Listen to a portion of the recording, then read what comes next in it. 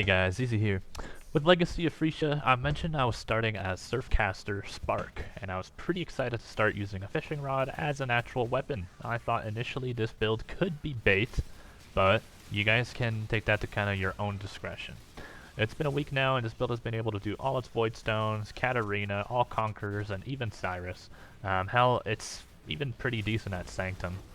Currency in Legacy of Freesia has literally not been a problem for me as well, as it uses the Settlers of Kalgur as the base league, and with the introduction to idols, currency is even easier for Alcon goers to obtain.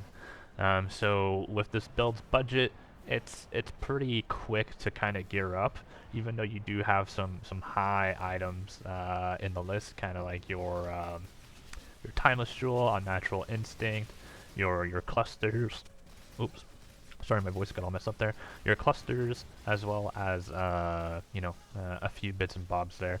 The ring that you're going to see in the PoB is actually pretty easy to make, and it is a big DPS increase just because of the lack of flat scaling that we have. You can make it simply by obtaining the base first of all, and then slamming a Crusader Orb on, put in a Pristine Fossil, Dense Fossil, Etheric Fossil, as well as a Metallic Fossil, and you should be hitting this ring tier 1 maybe in 20-30 tries. That might sound like a lot, but you can also get it in less. Over in Craft of Exile, I got it in like 4 times one time, sometimes 6, sometimes 8, sometimes even on the first try, so it really depends.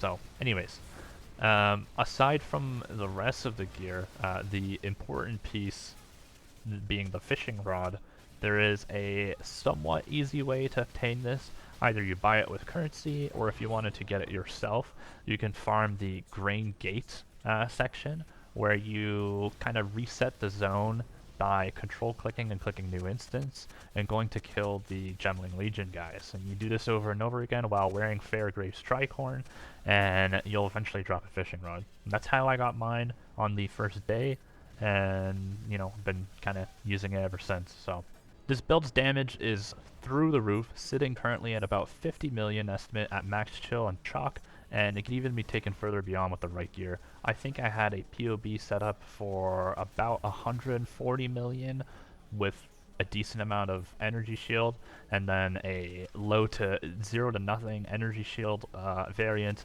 which had absolutely no survivability, but it was over like 300 million DPS. So I don't think it's necessary. I think having a mix of survivability and good damage is probably better than anything, because you can comfortably run content. Another thing to know is that the Frost Blink of Wintry Blast is actually able to clear packs of mobs itself, with it currently sitting at around 300 to 400k DPS sheet in game. It's it's doing a lot of work. So I'm pretty happy with this build, but please keep in mind that if you do decide to start with it, you will die a lot. Its defenses don't necessarily exist. It's just about 5 to 6k energy shield with a lot of energy shield leech, but you're playing a low life build and you're banking on the coruscating elixir ruby flask from keeping you alive against chaos damage. So basically, if this goes down, you might as well be considered dead at that point. And the reason why we go low life is just to get that extra damage from Pain Attunement, which gives you 30% more spell damage when on low life. And this is because without it, the damage is a little worse, but you can definitely decide not to run with it and maybe look into doing something like Chaos Inoculation, but then you would have to solve your Chaos resistances. So it's up to you how you take it, but yeah, Pain Attunement with Coruscating Elixir and reserving our life down is, pretty good. I'm happy with it. It's doing great. You'll still find yourself getting randomly one shot here and there, but I've been able to take this build solo to level 95 and can likely eventually end up getting a level 100 with it, with enough patience and skill and positioning. So I do want to take this build into T17s one day. I'll likely do a showcase of that whenever I get around to it, but yeah. The build info is in the description, so for leveling, use a skill like Cobra Lash and start as the Aracali Ascendancy. It's super fast, and you'll have an easy time leveling with that setup, and you'll be in maps in no time. Please note that I don't think this really needs to be said, but this build is not hardcore viable. It's as softcore as you can get, and yeah, I hope you guys find some enjoyment in it. If you do decide to play it, if you're able to improve it in any way, let me know. But other than that, that's it. I think I'm not too sure if I want to take it further beyond. Again, I think I might end up maxing it at 99. We'll see how it goes. If you watched this video to the end, thank you for watching and sticking around.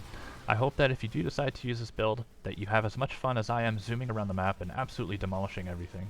It's weirdly reminiscent of Spark Temporalis and Path of Exile 2. That wasn't this build's intention, but here we are. Please like and subscribe for more build content, and I'll catch you folks in the next one. Take care.